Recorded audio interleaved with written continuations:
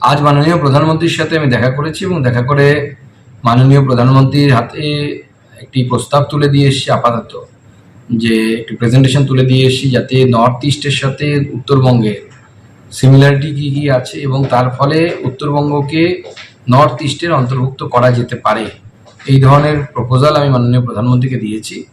এবার মাননীয় প্রধানমন্ত্রী তার বিচার করবেন এবং আগামী দিনে যদি নর্থ ইস্টের সাথে উত্তরবঙ্গ যুক্ত হয়, উত্তরবঙ্গ পশ্চিমবঙ্গের অংশ হিসেবে নর্থ ইস্টের সাথে যদি যায়, তাহলে পরে স্বাভাবিকভাবেই উত্তরবঙ্গে কেন্দ্রীয় যে প্রকল্পগুলো আছে সেই প্রকল্পের টাকা অনেক বেশি পরিমাণে পাওয়া যাবে এবং তার সাথে সাথে এই এলাকা অনুন্নত এবং এলাকার উন্নয়ন হবে এবং আমার মনে হয় রাজ্য সরকারেরও এতে বাধা থাকবে না বা রাজ্য সরকারের সহযোগিতা আমরা পাবো। সুকান্ত মজুমদার কি করেছেন সেটা আমি বলতে পারবো না, কিন্তু বিজেপির মনের কথাটা বেরিয়ে আসছে এবং যেটা অনন্ত মহারাজের কথার সঙ্গে মিলছে। অনন্ত মহারাজ বিজেপির সঙ্গেও যেমন আছেন, তৃণমূলের সঙ্গেও তেমন আছেন, আমরা সবাই জানি। গ্রেটার কুচবিহার এটা তার দাবি এবং এই দাবি জানার সত্ত্বেও তার সঙ্গে সখ্যতা নিয়ে তাকে সঙ্গে রাখার চেষ্টা করেছে তৃণমূল, তাকে সঙ্গে রাখার চেষ্টা করেছে বিজেপি তাকে সাংসদ করেছে এবং রাজ্য ভাগের একটা চক্রান্ত এটা বিজেপির দিক থেকে আছে, এ নিয়ে কোনো সন্দেহ নেই, বারে বারে উঠে আসে। আগে কথা ছিল দক্ষিণে মমতা উত্তরে কামতা, একই রকম সুর। এবার কি বলছেন, উত্তরবঙ্গকে উত্তর পূর্ব ভারতের সঙ্গে মিলিয়ে তবে নাকি পশ্চিমবাংলায় সাহায্য করতে হবে। জানেই না, অপদার্থ, জানেই না। বারে বারে যখন উত্তর পূর্বাঞ্চল কিংবা হিমাচল ইত্যাদির জন্য স্পেশাল প্যাকেজ হয়, কি কনসেশন দেওয়া হবে সেই রাজ্যগুলোকে, তখন আমাদের রাজ্য সরকারের দাবি ছিল বামফ্রন্ট উত্তর পূর্ব বা উত্তর বাংলার অংশ, যেটা খানিকটা জঙ্গল, খানিকটা পাহাড় ইত্যাদি ইত্যাদি ঘেরাও বটে, বিশেষ করে আমাদের উত্তরবঙ্গে এই সুযোগটা বিস্তৃত করা হোক। করেনি দিল্লি, করেনি। ফলে পশ্চিমবাংলার অংশ হিসেবে উত্তর বাংলা বাড়তে সুবিধা পেতে পারে, সেটা না করে উত্তর বাংলাকে পশ্চিমবাংলা থেকে বিচ্ছিন্ন করে উত্তর পূর্বের সঙ্গে মিলিয়ে দেবার যে মানসিক প্রচেষ্টা, এটা বঙ্গ বিভাজনের সামিল। বিজেপি এই রাজনীতি করে ভোটের জন্য বিশেষ করে, আর যত টুকরো করা যাবে তত দিল্লির দাপট দেখানো যাবে। আমরা এর চূড়ান্তভাবে বিরোধী। ঐতিহাসিকগতভাবে, রাজনৈতিকগতভাবে, অর্থনৈতিকগতভাবে উত্তরবঙ্গ একটা পশ্চিমবঙ্গের উত্তর প্রান্তের এই অংশটি বিভিন্ন কারণে পিছিয়ে রয়েছে। অর্থনীতি হোক, শিল্প হোক, পরিকাঠামো হোক, স্বাস্থ্য হোক, শিক্ষা হোক, কর্মসংস্থান হোক, এমনকি পরিযায়ী শ্রমিকের ঢল নামে উত্তরবঙ্গ থেকে। ফলে স্বাভাবিকভাবে উত্তরবঙ্গকে বাড়তি গুরুত্ব দেওয়ার কথা আমরা যারা উত্তরবঙ্গের জনপ্রতিনিধি তারা বারবার করে বলেছি। বর্তমান রাজ্যের সরকার পূর্বতন রাজ্যের সরকারগুলির ন্যায় উত্তরবঙ্গকে ধারাবাহিকভাবে বঞ্চিত করে রেখেছে। যদি উত্তরবঙ্গ উন্নয়ন দপ্তরের বাজেট দেখা যায় 800 কোটি টাকার বাজেট, তার মধ্যে 300 কোটি টাকাও তারা খরচ করেন না।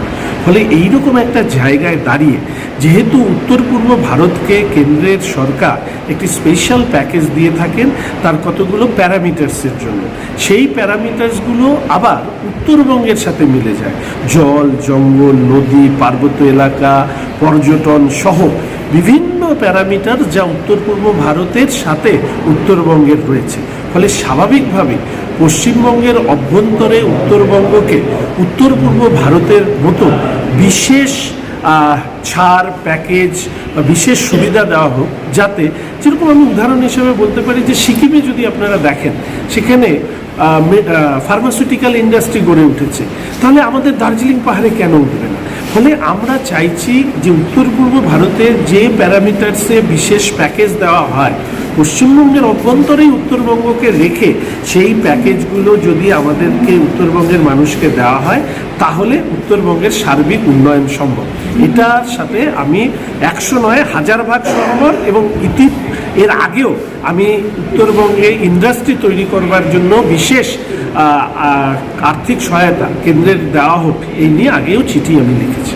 বিজেপির এই পরাজয় থেকে, ব্যর্থতা থেকে নজর ঘোরাবার জন্য উদ্দেশ্য প্রণোদিতভাবে তাদের অভ্যন্তরীণ গোলমাল এবং পরাজয় এগুলো থেকে নজর ঘোরাবার জন্য আবার এই বঙ্গভঙ্গের প্ররোচনার উস্কানিটাকে সামনে আনা হচ্ছে। সুকান্ত মজুমদার তিনি গেছিলেন নরেন্দ্র মোদীর কাছে শুভেন্দুর বিরুদ্ধে নালিশ করার জন্য। কার জন্য হার, সেই দায় চাপানো নিয়ে লড়াই হচ্ছে। আমাদের কাছে খবর, সূত্রের খবর, সুকান্ত মজুমদার গোটা দায়টা শুভেন্দু অধিকারীর উপর চাপিয়ে দিয়ে এসছেন। তার সঙ্গে একটা চিঠি দিয়েছেন এবং বাইরে সেই চিঠিটাতে বিতর্কটাকে ঘুরিয়ে দেওয়া হচ্ছে। উত্তরবঙ্গকে তারা ভাগের চেষ্টা করছেন, সেই উস্কানি দিচ্ছেন, অবাস্তব ফর্মুলা সব বলছেন যেগুলোর সঙ্গে বাস্তবের কোনো সম্পর্ক নেই। বাংলার মানুষ পাহাড় থেকে সাগর তারা এক, ঐক্যবদ্ধ, অটুট বাংলা চান। মমতা বন্দ্যোপাধ্যায় মাননীয় মুখ্যমন্ত্রীর নেতৃত্বে উত্তরের জেলাগুলিতেও ঢালা উন্নয়ন চলছে, পাহাড় শান্ত, পর্যটন শিল্প, পর্যটক ভরে আছে। এই সময় সুকান্ত মজুমদার তার উদ্দেশ্য হচ্ছে যে তাঁর সভাপতিত্বে হেরেছে বিজেপি, সাংসদ কমে গেছে, তার থেকে নজর ঘোরাতে হবে।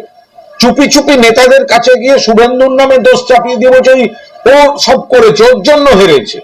আর ভেতরে যে এই গোষ্ঠীবাজি চলছে তার থেকে নজর ঘোরাতে আবার একটা নন ইস্যুকে ইস্যু করার জন্য সামনে এনে দিয়েছে বিজেপির। এই যে সেটা সুকান্ত মজুমদার হোক বা অনন্ত মহারাজ হন, ওদের এই যে বেসিক্যালি বাংলাকে ভাগ করার চিন্তা ভাবনা, দৃষ্টিভঙ্গি, বঙ্গভঙ্গের একটা থিওরিতে ওরা চলেন। আমরা এর তীব্র বিরোধিতা করছি। আমরা পরিষ্কার বলছি বিজেপি পরাজয় থেকে নজর ঘোরাতে এবং নিজেদের মধ্যে দায়ে ঠেলাঠেলি, গোষ্ঠীবাজি, কার জন্য পরাজয়, নালিশ, এগুলো থেকে নজর ঘোরাতে উদ্দেশ্য প্রণোদিত ভাবে এই নিন্দনীয় ভাবে এই বঙ্গভঙ্গের উস্কানিটাকে সামনে আনা হয়েছে। বাংলার মানুষ আরো বেশি করে, উত্তরবঙ্গের মানুষ আরো বেশি করে বিজেপিকে প্রত্যাখ্যান করবে।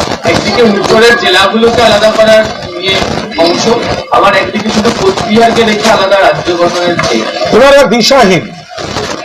ওনারা দিশাহীন। সিপিএম জমানায় পাহাড়ে কেউ উঠতে পারতো না, ব্যাপক গন্ডগোল, পাহাড় এবং তরাই জঘন্য অবস্থা ছিল, চা বাগান শোচনীয়, বন্ধ, পরের পর চা বাগান, শ্রমিক বস্তিগুলোর দিকে তাকানো যেত না, পর্যটন শিল্প উঠে গেছিল।